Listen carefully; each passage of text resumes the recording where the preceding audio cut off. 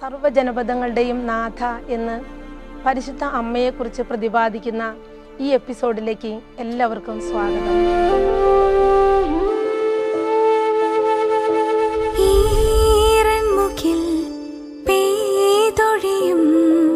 ഹൃദയങ്ങളിൽ മഴവില്ലായി തെളിയുന്നോരമ്മേ,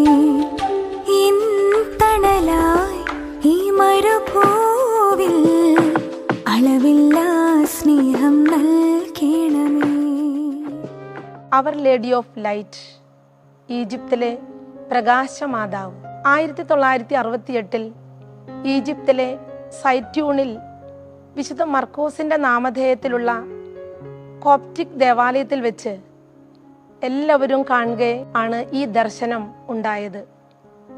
1968 ഏപ്രിൽ 2 സൂര്യാസ്തമയത്തിന് ശേഷം ദേവാലയത്തിൻ്റെ ഡോം ആകൃതിയിലുള്ള മേൽക്കൂരയിൽ അഭൗമമായ പ്രകാശത്താൽ നിറഞ്ഞ് ശക്തമായ പരിമളത്തിൻ്റെ അകമ്പടിയോടെ മാതാവ് പ്രത്യക്ഷപ്പെട്ടു. അമ്മയെ ആദ്യം കണ്ടത് ഫറൂഖ് അഹമ്മദ് അദ്വ എന്ന മുസ്ലിം മതവിശ്വാസിയായിരുന്നു.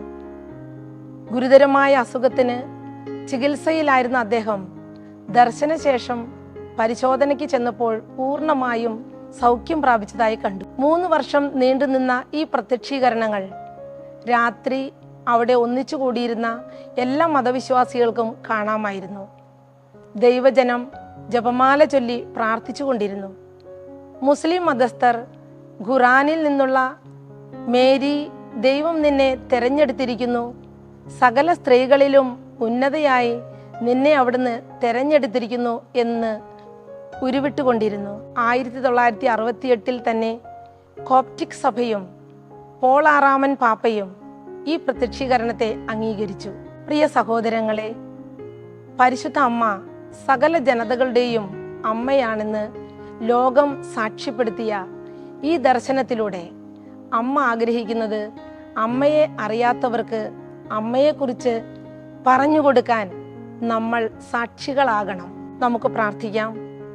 പ്രകാശത്തിൻ്റെ പരിശുദ്ധ അമ്മേ, അമ്മയെ അറിയാത്തവരുടെയും അമ്മയെ നിഷേധിക്കുന്നവരുടെയും മനസ്സുകളെ തെളിച്ചമുള്ളതാക്കണമേ. ആമേൻ.